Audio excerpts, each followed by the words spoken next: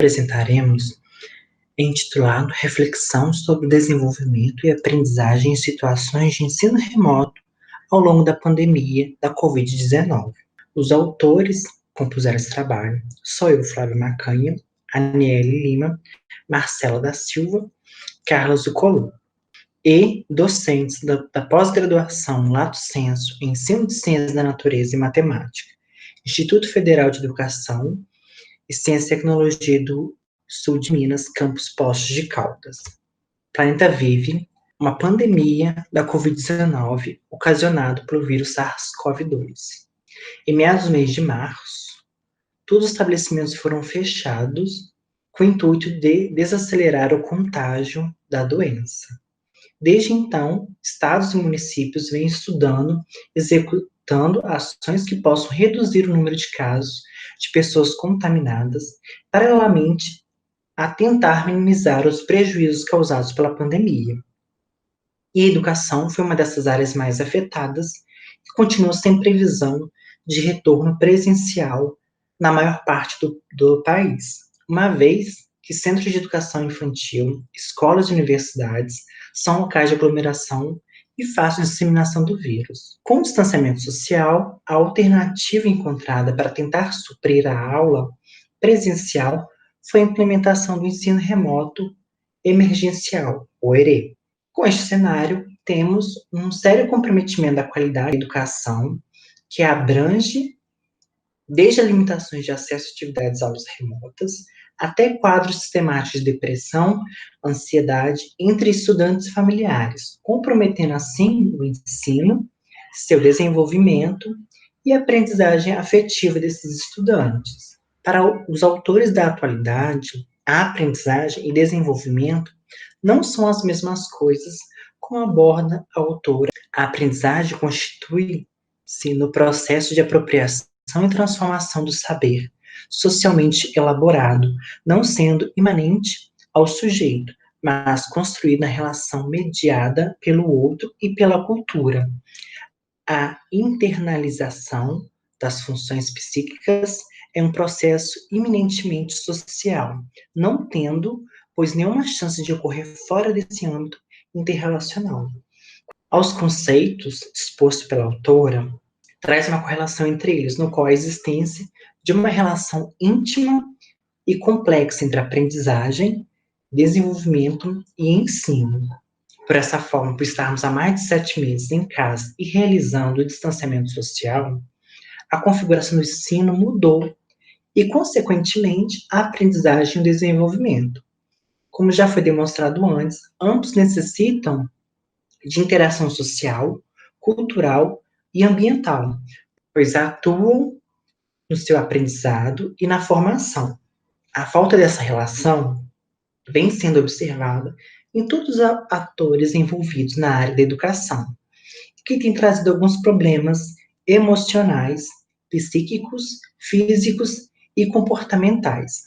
Visto a necessidade da continuidade do ensino, várias formas diferentes para ensinar foram instauradas, e com isso houve o aparecimento de algumas dificuldades por parte de todos os envolvidos na área da educação.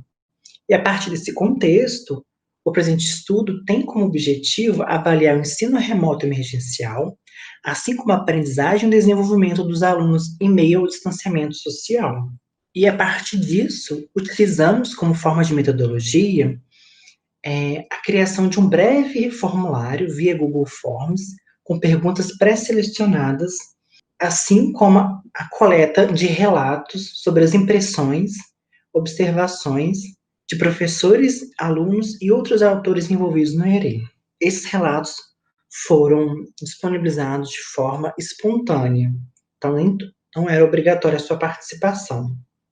E como resultado, obtivemos 3 relatos, 39 respostas via formulário, sendo estes 21 professores, 14 alunos e 4 são alunos de graduação, mas que atuam como professores, tutores de cursinhos pré-vestibulares.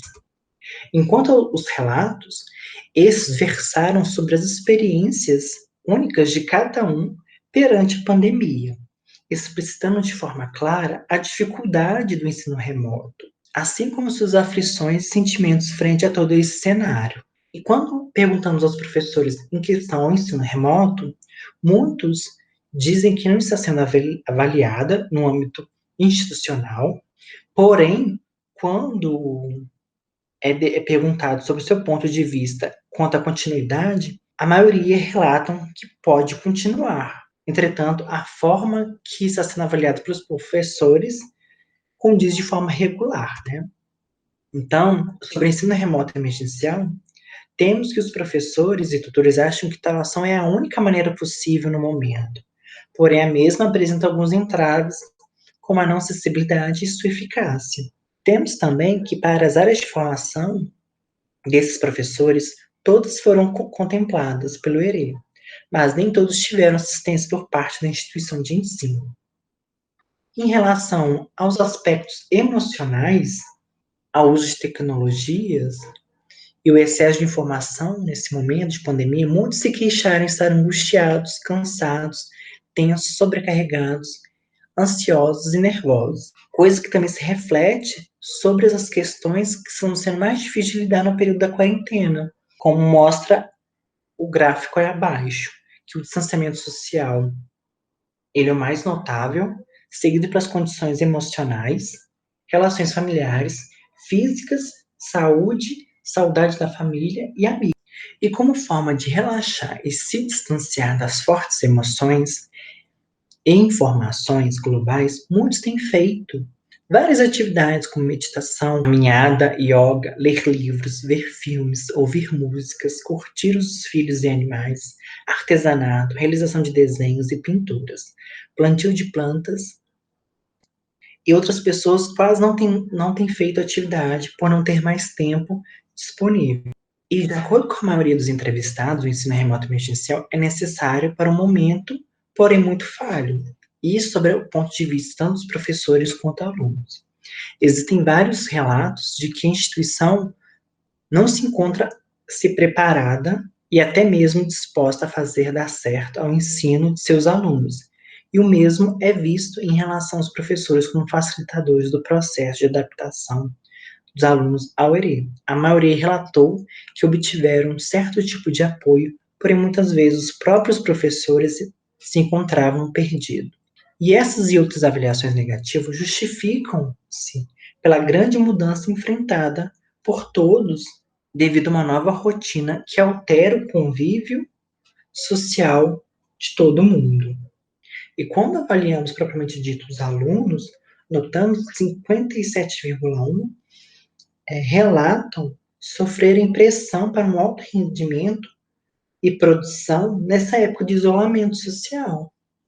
E ao lançarmos a questão sobre a relação e sentimentos de aprendizagem significativa, sentimos que a maioria possui um acúmulo de sentimentos e frustrações que atrapalham no cotidiano das atividades. A maioria relata que se sente desanimado, ansioso, incerto, desesperançoso, desmotivado, estressado. As questões mais difíceis de se lidar nessa quarentena têm sido as emocionais, o distanciamento social, seguidas das relações familiares, questões físicas e saúde.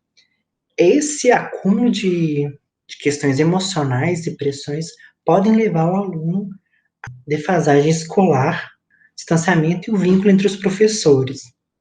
E concluímos, é importante destacar que aprender não é um ato solitário e que não é possível aprender sem se desenvolver.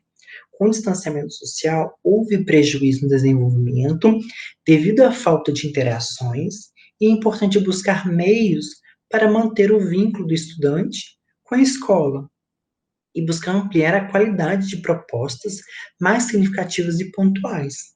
Nesse sentido, precisamos considerar a saúde do professor e dos estudantes, pela cooperação, desenvolvimento da autonomia e pela relação social que está atrelada ao sistema cognitivo.